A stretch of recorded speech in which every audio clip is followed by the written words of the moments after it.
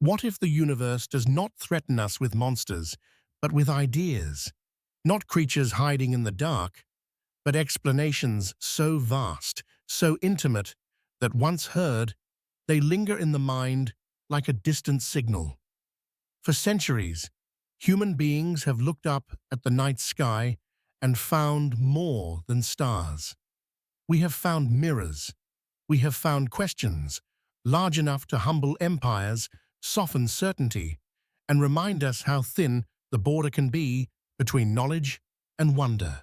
There is something almost tender about that search, a child staring out a window, an astronomer alone beneath a dome of glass, a physicist filling a chalkboard with symbols that describe things no hand can touch.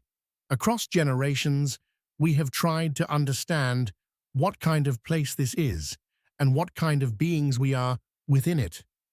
Yet the deeper we look, the less the universe resembles a stage built for us.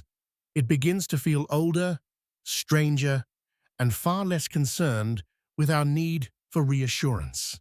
And still, we ask, not because we are fearless, but because curiosity has always lived beside vulnerability. Every great theory about the cosmos carries two stories at once. One is about reality itself, matter, time, chance, the shape of existence. The other is about us, our longing to endure, our fear of disappearance, our habit of turning silence into meaning. Even the coldest equations end up brushing against the warmest human concerns: life, memory, survival, loss. In the chapters ahead, we will move through a landscape of unsettling possibilities. Some are grounded in real physics. Some live at the edge of interpretation. None should be mistaken for prophecy. They are, instead, thought experiments cast against the largest canvas we know. Ways of asking what might be true if the universe is stranger than our instincts can bear. Because sometimes the most haunting discoveries are not the ones that prove we are small. They are the ones that suggest we may not yet understand what it means to exist at all. It begins with a silence so complete it almost feels imagined. Picture a spacecraft drifting beyond the familiar reach of Earth, its metal frame glinting faintly in a sea of black. No wind, no sound, only distance, stretching in every direction like an unfinished sentence. Space, from far away, can look serene. But serenity is not the same as safety. One of the first truths we learn about the cosmos is also one of the hardest to absorb. Life does not belong here naturally. It survives here only by ingenuity, by shelter, by a fragile envelope of warmth and air carried into an environment that offers none. This is the first unsettling theory, and perhaps the most immediate. Space is not merely empty, it is actively indifferent. The human body, so beautifully tuned to a thin layer of atmosphere and pressure, becomes a kind of confession when removed from Earth. We are not universal creatures, we are local ones. Every heartbeat, every breath, every memory we form depends on conditions so specific they begin to feel miraculous only when imagined in their absence. Modern engineering has allowed us to cross that boundary, to step into orbit, to walk on the moon, to send instruments toward the outer planets. These achievements can make the void seem manageable, even familiar.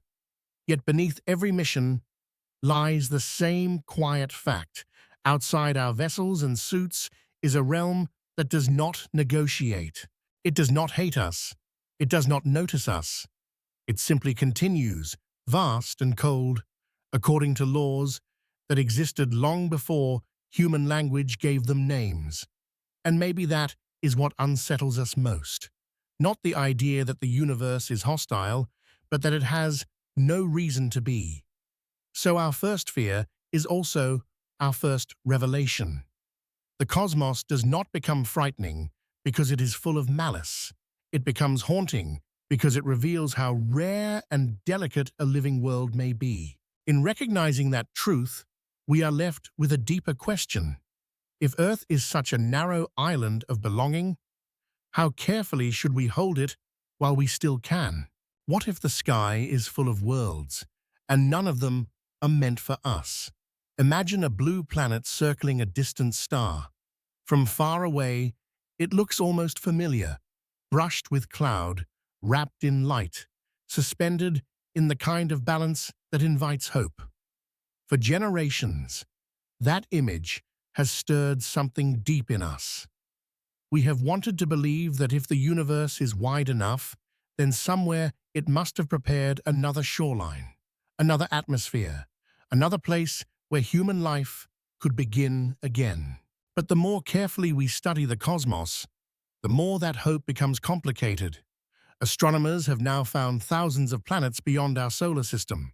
Some are rocky, some are immense and gaseous, some orbit in regions where temperatures might allow liquid water.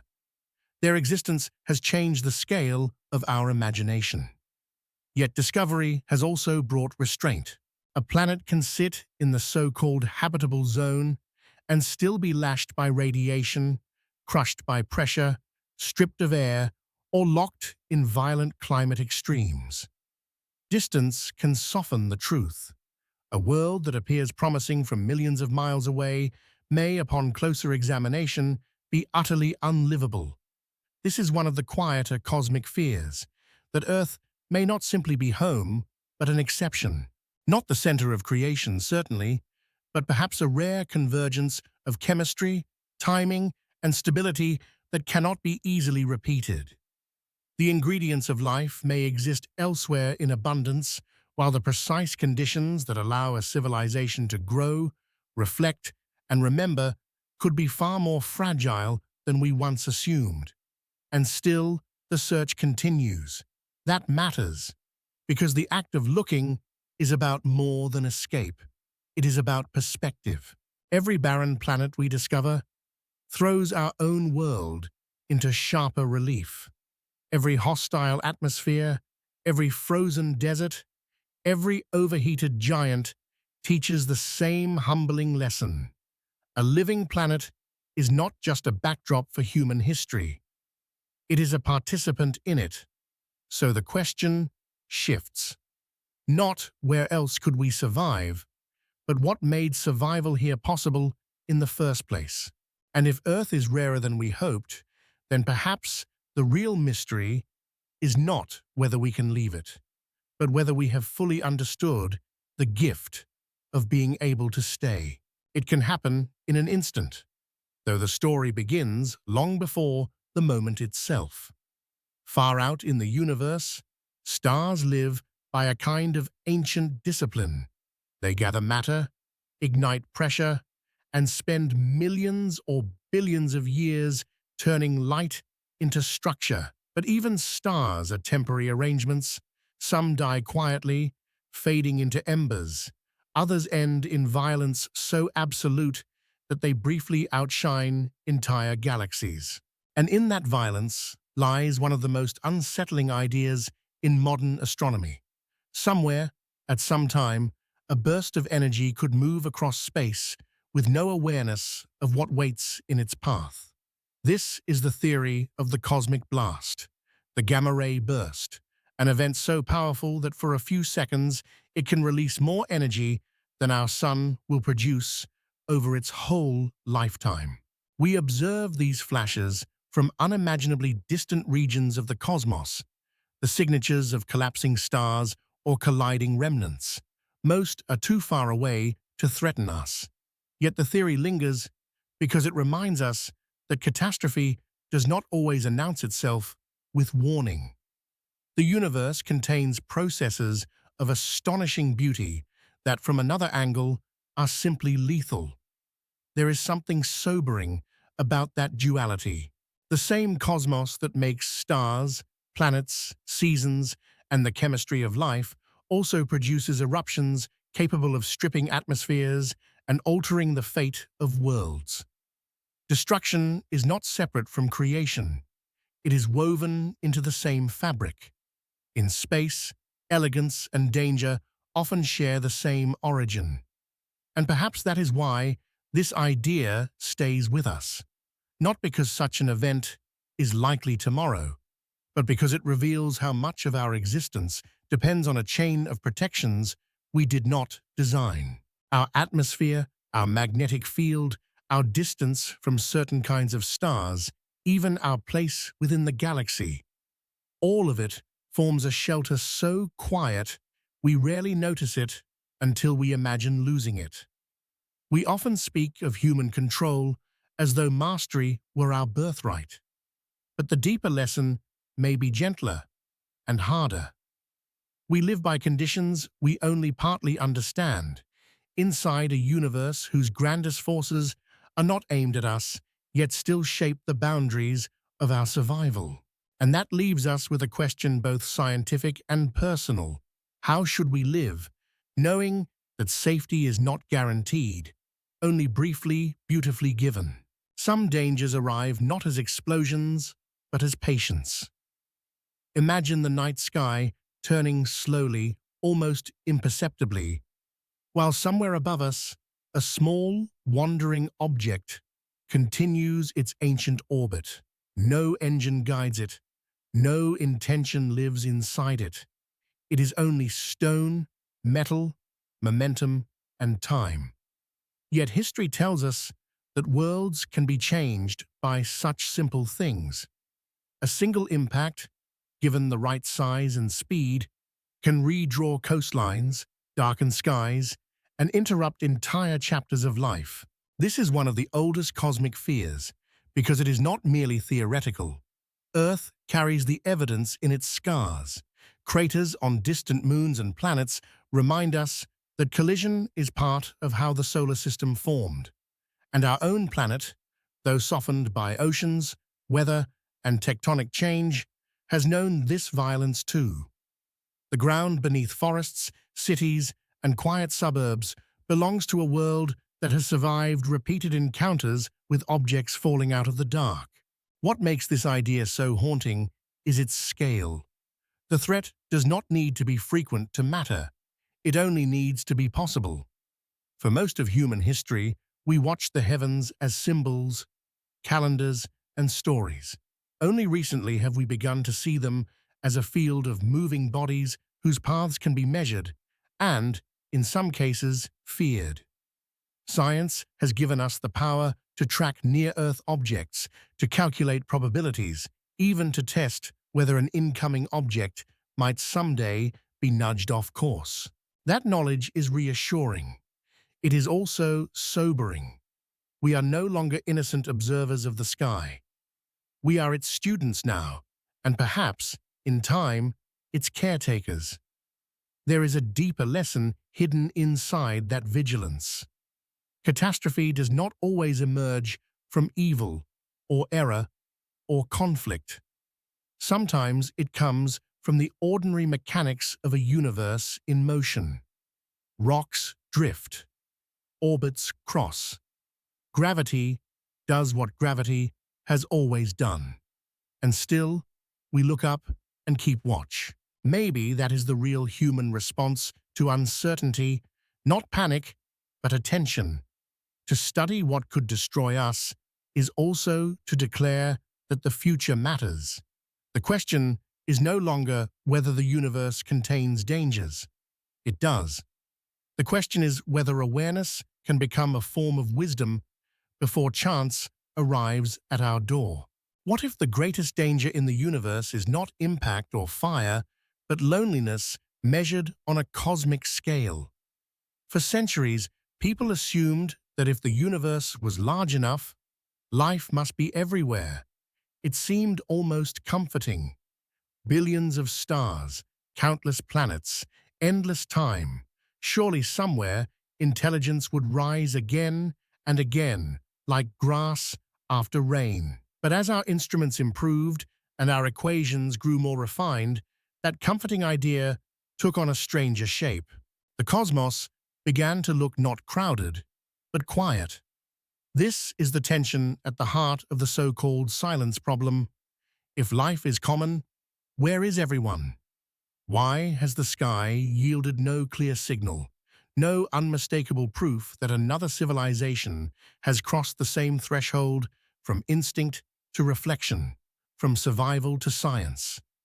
Radio telescopes listen, probes travel, data accumulates, and still the universe answers with a kind of distance that feels almost personal, though it is almost certainly not. Some explanations are hopeful.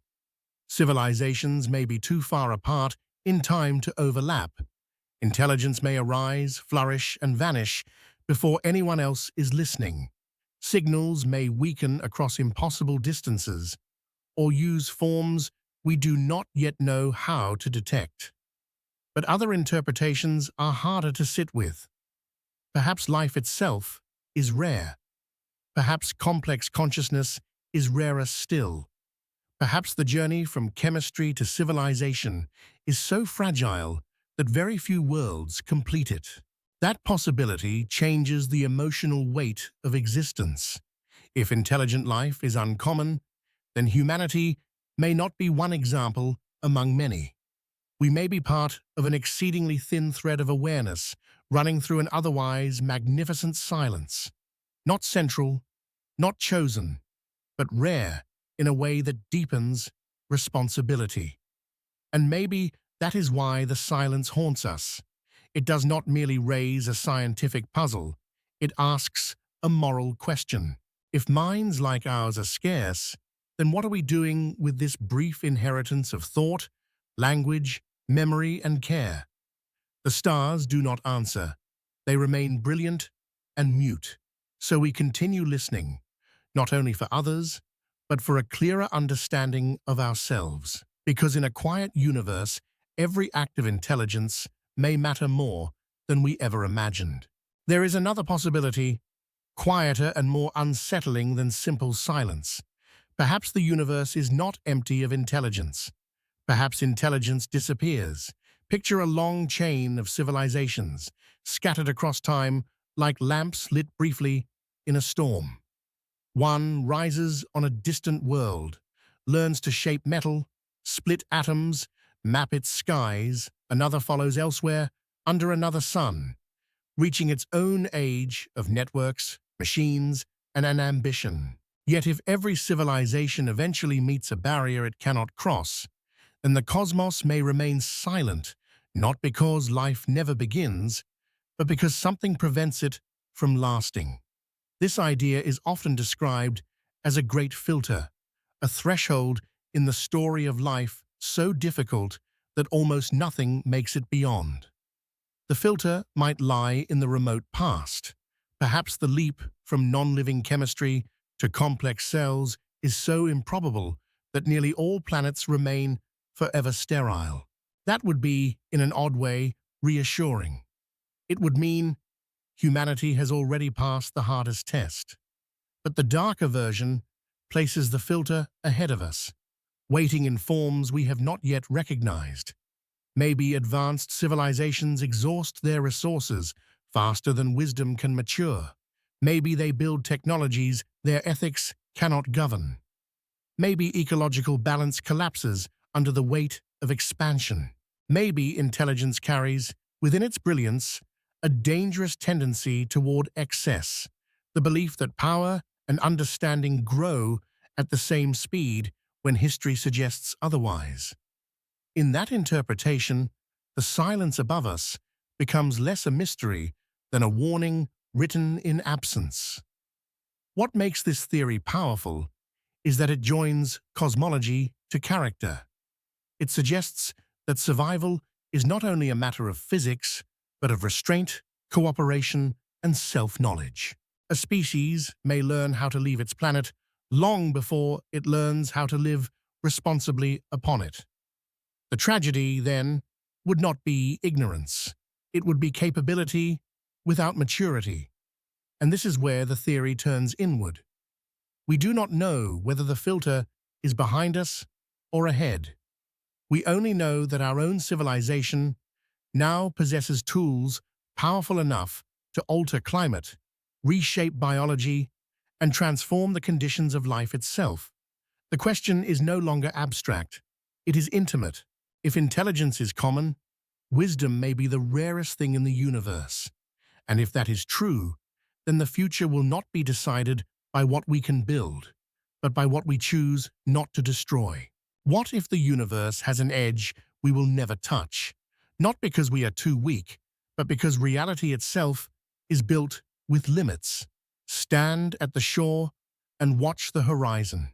It looks like a boundary, but you know, it is only the point beyond which your eyes cannot follow. The cosmos offers a similar illusion. Every telescope extends our reach. Every new instrument pulls faint galaxies out of darkness and gives form to distances once beyond imagination. Yet the more we see, the more clearly we confront a difficult truth. There are regions of the universe that no message from us will ever reach, and from which no message will ever arrive. This is not a failure of engineering. It is a consequence of expansion. Space itself is stretching, carrying distant galaxies away from us faster and faster, not through ordinary motion, as a ship crosses water, but through the growth of the fabric between things. On the largest scales, reality is not still. It is unfolding. And because of that unfolding, there is a cosmic horizon, a boundary beyond which events can never become part of our story. There is something deeply humbling in this.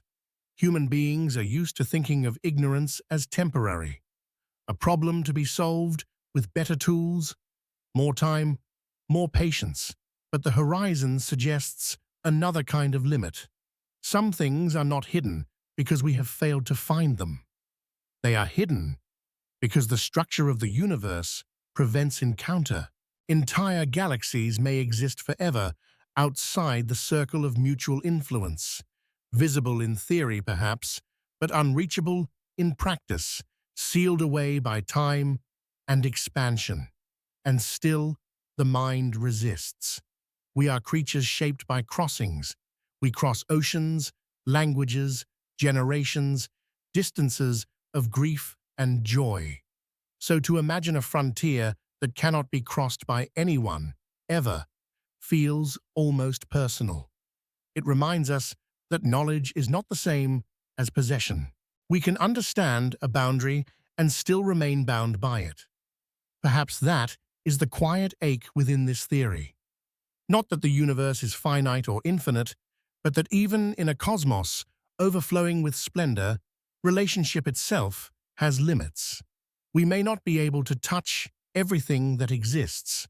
The deeper question is whether wonder loses its value when it cannot become contact, or whether mystery is part of what makes the universe worthy of our attention at all.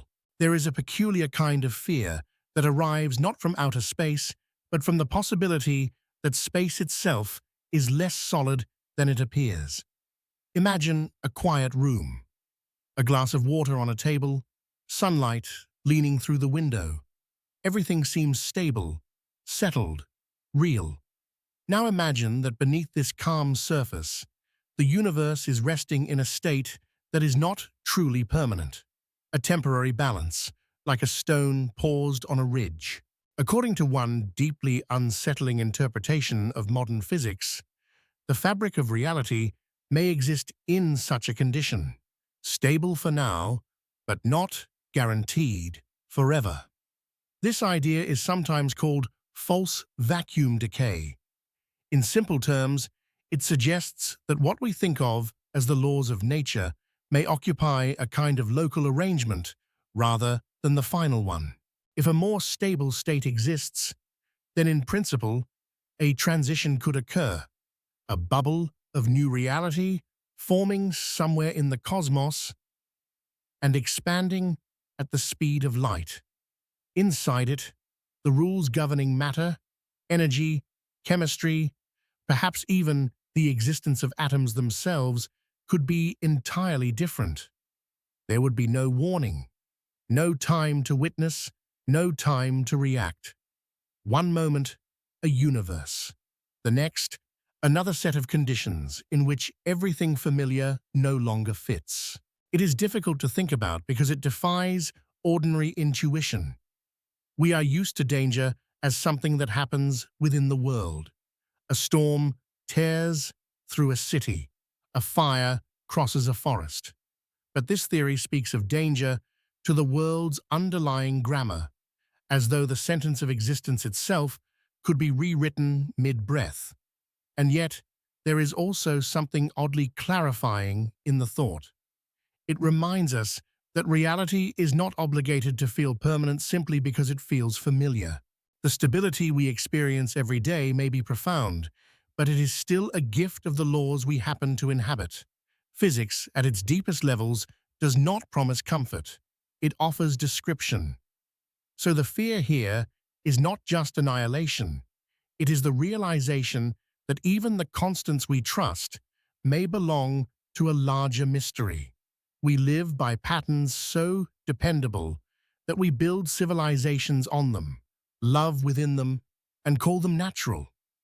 But perhaps nature itself is more provisional than it seems. And if the universe rests on foundations we do not fully understand, then maybe humility is not a weakness of science. Maybe it is the beginning of wisdom. What if time is not carrying us toward a dramatic end, but toward a slow and almost unimaginable fading? There is a tendency in human storytelling to picture endings as sudden. A final battle, a collapsing tower, a sky on fire. But the universe may have little interest in such theater. According to one of the most far-reaching visions in cosmology, the end of everything familiar may come not as an explosion, but as exhaustion, not with noise, but with dwindling light. This is the long future, sometimes called heat death. It begins with a simple observation.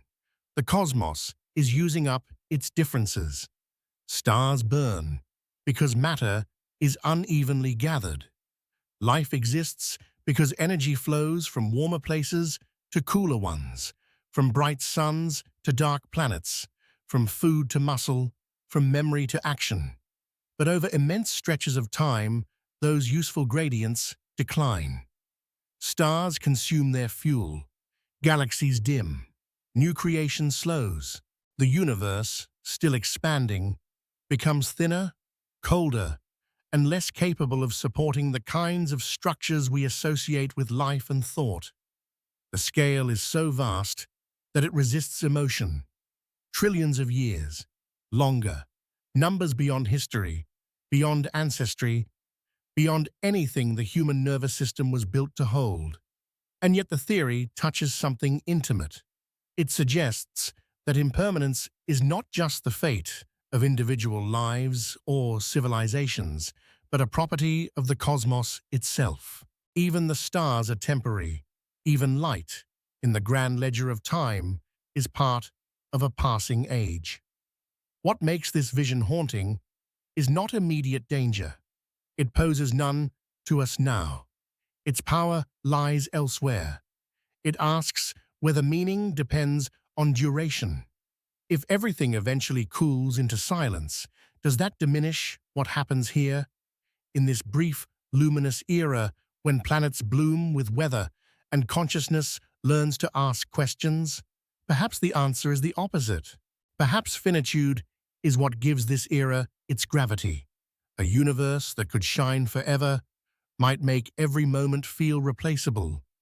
But a universe with seasons, even cosmic ones, turns existence into something precious.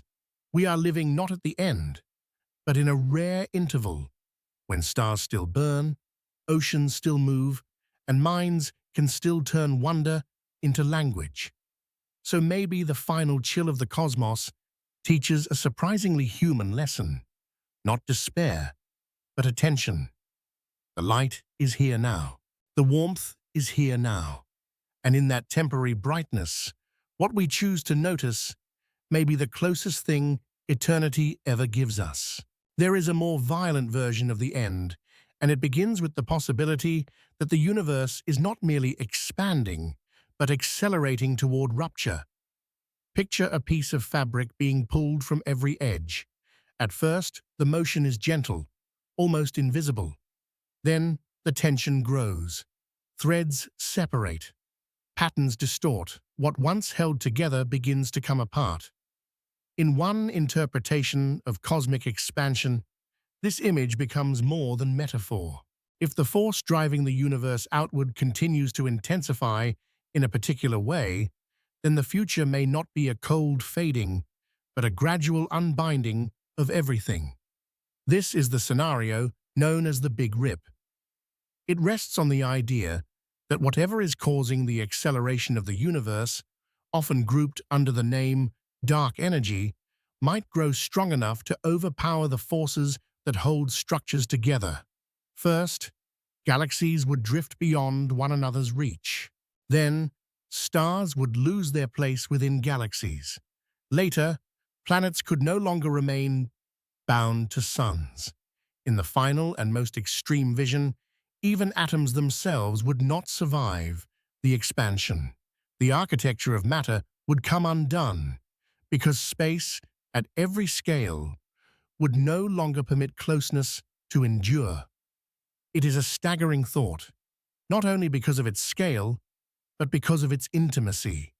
So many cosmic theories deal in distances too large to feel. The Big Rip feels different. It brings the logic of unraveling all the way down to the level of touch, memory, shelter, and form. It imagines a future in which separation is not just emotional or historical, but physical, written into the geometry of existence.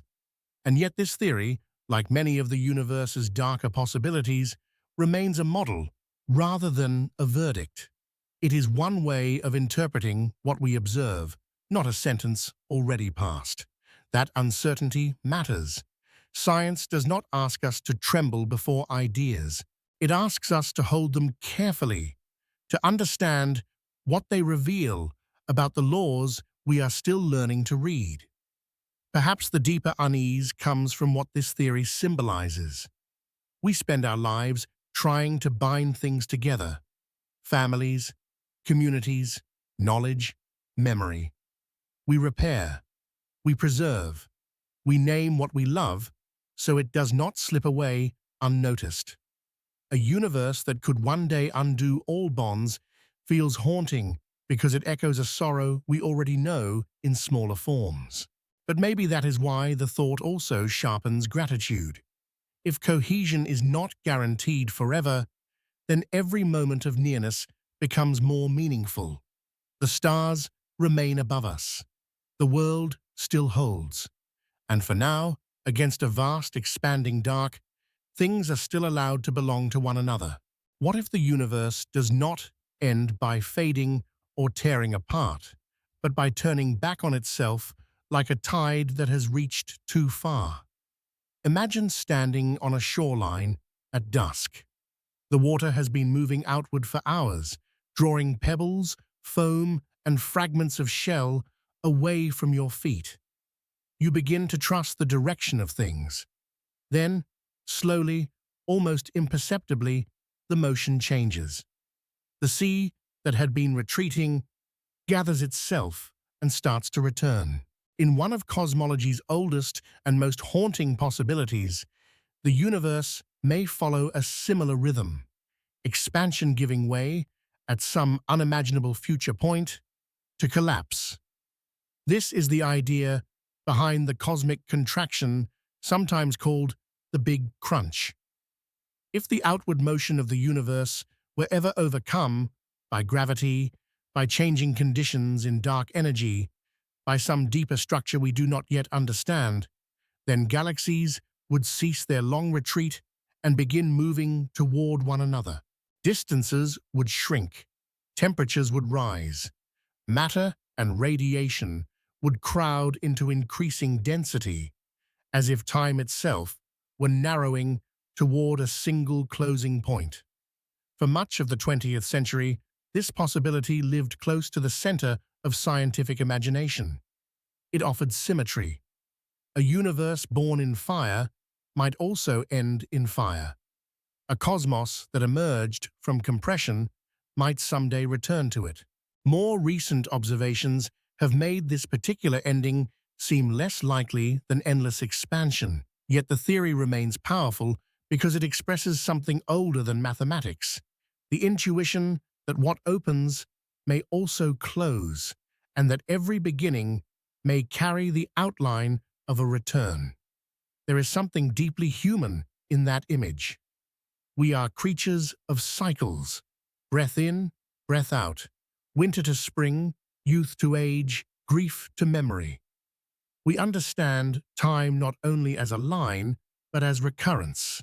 So a universe that contracts speaks to an ancient instinct that endings may not be emptiness alone, but a gathering, a folding inward of all that has been scattered. Still, the thought is not comforting. A collapsing cosmos would not be a homecoming in any ordinary sense.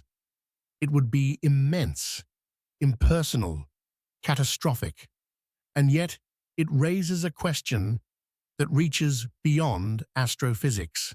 If the universe can curve back toward its own beginning, what does that say about history, about progress, about the stories we tell of moving forward? Perhaps the answer is that motion alone is never the full meaning of existence. Whether the cosmos expands forever or someday turns inward, our lives still unfold in the small interval where consciousness can witness the arc. And maybe that is enough. To be here while the universe is still becoming, still opening its questions, is itself a kind of privilege, even if we never learn whether time is a road, a circle, or something stranger still. There is one final possibility, and it is perhaps the most intimate of them all, that the strangest thing in the universe may be the fact that it can be known. After black holes, collapsing stars, cosmic silence, and the long endings of time, we arrive at a quieter mystery. Not what the universe will do, but why it allows creatures like us to ask. Out of atoms forged in ancient stars came oceans, cells, nervous systems, memory, language. Matter learned somehow to look back at matter. The universe, through us, became capable of reflection. And that is both beautiful and unsettling, because it leaves open a question science can describe, but not fully settle. Is consciousness merely an accident of complexity, or one of the deepest expressions of cosmic possibility? Some thinkers have wondered whether observation itself plays a stranger role than we imagine. In the smallest domains of physics, reality does not always behave like a fixed stage waiting to be noticed. It appears fluid, probabilistic, shaped by interactions that resist ordinary language. Popular culture often turns this into exaggeration, as if the human mind literally commands the cosmos. It does not. And yet the deeper truth remains profound enough. The world we experience is never just the world alone. It is the meeting point between external reality and a mind equipped to perceive, interpret, and remember it. That means every theory in this journey, no matter how cold or immense, ultimately returns to a human interior. Fear is felt in consciousness. Wonder is felt there too. The silence of the stars matters, because someone can hear it as silence. The death of a distant sun becomes meaningful only because a mind can place it inside a story and say this too belongs to the history of existence. Perhaps that is why cosmic thought so often leads not to arrogance, but to humility. We are not the masters of the universe. We are one temporary form within it. But we are a form that can care. We can ask what is true, what is fragile, what deserves protection. In a reality vast beyond measure, That capacity is no small thing. And so the final mystery is not whether the cosmos is frightening. It can be. It is not whether we are small. We are. The deeper mystery is why small, finite beings were given the ability to stand beneath the stars and feel both terror and tenderness to whole at once, and whether that strange union of knowledge and feeling may be the most important clue we have about what it means to exist at all. By the end of this journey, the universe feels both larger and closer than it did at the beginning. We started with fear, or something like it, the unease that comes when human beings confront realities too vast for instinct. Airless space, hostile worlds, ancient impacts, the silence between stars, the possibility that civilizations vanish, that matter itself rests on uncertain foundations, that the cosmos may end in cold, rupture, or collapse. These ideas disturb us not because they are theatrical, but because they loosen the illusion that life is guaranteed, protected, or central. They remind us that existence is not a fixed stage built for our comfort. It is a brief clearing in a wilderness of mystery. And yet what lingers after the fear is not despair. It is perspective. The great theories of space do not merely tell us that we are small. They tell us that smallness and significance are not opposites. A single conscious life is tiny beside a galaxy, but that does not make it trivial. If anything, rarity deepens value. In a universe that may be mostly silent, every act of thought becomes more remarkable. Every gesture of care becomes more defiant. Every attempt to understand, preserve, or love within the narrow window of our time becomes part of something larger than achievement. It becomes a testimony that the cosmos, however briefly, has produced beings capable of noticing it. Perhaps that is the deepest human insight hidden inside all these unsettling possibilities. We do not need the universe to be safe in order for life to be meaningful. We do not need eternity in order for beauty to matter. The stars may burn out, civilizations may falter, time may carry every structure we build toward change. But here, now, there is still music, memory, language, weather, laughter, and the fragile brilliance of minds reaching toward truth. Maybe that is enough, maybe more than enough, because in the end, the haunting power of these cosmic theories is not that they threaten us with darkness, it is that they illuminate the strange privilege of being here at all, alive on a small world, under a vast sky, able to ask what is true and what is worth protecting before the light moves on. And perhaps the final question is the oldest one. Now that we know how fragile our place may be, what will we do with the time we have been given?